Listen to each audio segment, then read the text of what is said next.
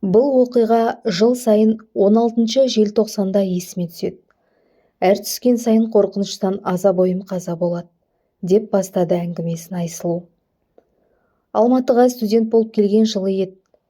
Жамағайын туысымыздың үйінде бір айға жуық уақыт тұрдым. Алғаш келген күні үйдегі у-шудан аса байқамадым. Алайда кейінірек мен жататын бөлменің қабырғасының арғы жағынан түсініксіз бір дыбысты еститін болдым. Ол дыбыста басқа емес, таңғы сағат 4-5-те күнде қайталанатын. Бастапқыда үйдегілерге айтуға ыңғайсызданып жүрдім. Кейін мазам кете бастаған соң амалсыз апама айттым. Қипақтап тұрмын. Апа, қабырғаның арғы бетіндегі кім? Неге ондай дыбыс шығарады? Деп сұрап қоймады. Көршіміз. Білетіндердің айтуынша, 1986 жылғы қанды қырғында бір топ қыз жігіттерді полицияға ұстап беріп, онысымен қоймай жала жапқан көрінеді. Қыз жігіттердің айтпаған сөзін айтты деп, жасамаған қылмысын жасады деп сотталып кетуіне күш салған екен. Сол кезде жатақхана вахтері болған ба, кезекшісі болған ба, нақты қандай жұмыс істегенін білмеймін. Әйтеуір 10 шақты жас студенттердің обалына қалған дейді. Біз алғаш көшіп келгенде сыртқы өз ақырын кіріп шығып жүретін көрші апа соңғы 5-6 жыл болды. Төсекке таңылды. Дәрігерлер ауруының нақты диагнозын таппады.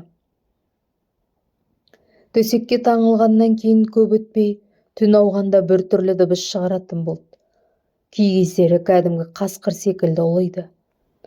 Олай етпе деп айта алмаймыз. Жасы келген кісі. 2 баласы, ол төсекке таңылмай тұрып-ақ күтушіге тастап кетіп қалған.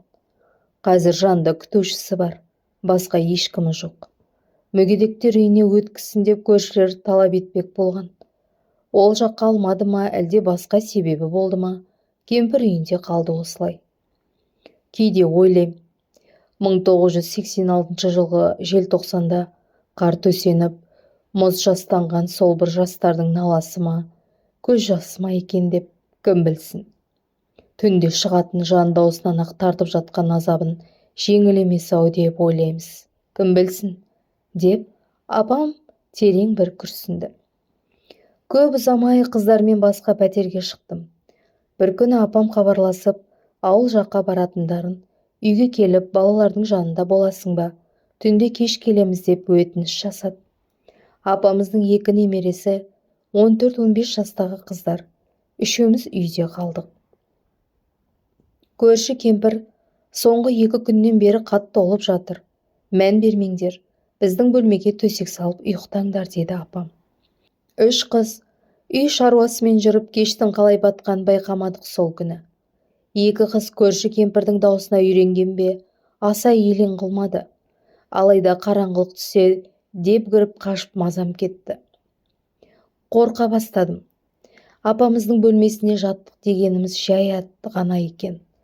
Ол жақада көрші кемпірдің үні естілді. Сол баяғы таңғы 4-5-те басталады. Иә, расымен де бұрынғыдай емес. Кемпірдің даусы сұмдық шығып жатты.